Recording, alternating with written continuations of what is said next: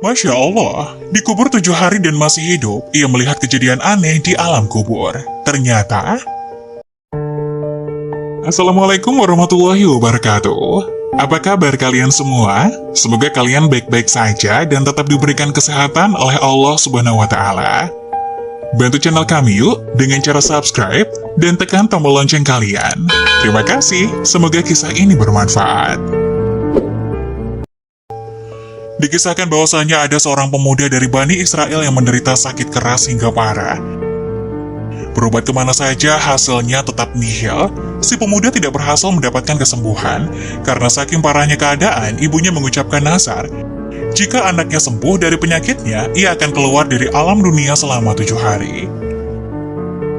Setelah Allah Subhanahu wa Ta'ala memberikan anugerah kesembuhan kepada anaknya, ia tidak dapat melaksanakan nazarnya sebab tidak mengetahui bagaimana caranya keluar dari alam dunia. Suatu malam ketika tidur, ia bermimpi didatangi seseorang berjubah putih seraya berkata, "Penuhilah nazarmu, agar kelak tidak mendapat musibah yang berat dari Allah." Orang berjubah memberikan petunjuk agar perempuan itu dikubur hidup-hidup selama 7 hari. Pagi harinya, ia pun memanggil anaknya dan menceritakan apa yang ada dalam mimpinya semalam, lantas memerintahkan anaknya agar menggali kuburan di tengah-tengah perkuburan umum dan menguburkannya. Si anak kemudian melaksanakan perintah dari ibunya. Ketika ibunya sudah turun ke liang kubur, ia berdoa, "Wahai Tuhanku, aku telah melakukan kewajibanku, melaksanakan nazarku, maka lindungilah aku di dalam kubur dari segala mara bahaya." Selesai berdoa, anaknya menutup kuburan itu dengan tanah kemudian pulang. Di dalam kuburan, perempuan itu melihat cahaya memancar dari atas kepalanya. Setelah dilihat, ternyata ada lubang seperti jendela. Diintipnya lubang tersebut. Alangkah terkejutnya ia melihat ada taman besar.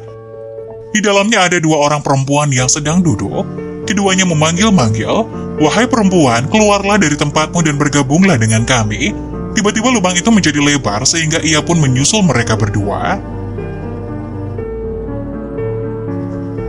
Ia mengucapkan salam kepada mereka berdua, akan tetapi mereka tidak menjawab salam. "Kenapa kalian berdua tidak menjawab salamku?" Kedua perempuan tersebut menjawab, "Mengucapkan salam adalah sebagian dari ibadah dan kami sudah tidak dapat melakukannya." Saat mereka sedang duduk di tepi telaga sambil asik ngobrol, tiba-tiba ada seekor burung hinggap di kepala salah satu perempuan, lalu mengipasinya dengan kedua sayapnya. Burung lainnya hinggap di kepala perempuan kedua, lalu melukai kepalanya dengan paruhnya. Lalu ia bertanya kepada perempuan pertama, "Sebab apa engkau memperoleh kemuliaan dan kenikmatan ini?"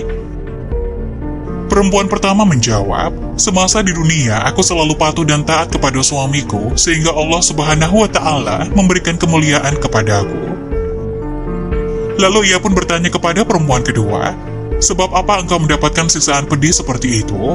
Perempuan kedua menjawab, "Ketika hidup di dunia, aku tekun beribadah, namun aku durhaka kepada suamiku, sehingga Allah Subhanahu wa Ta'ala memberikan siksaan pedih seperti yang engkau lihat.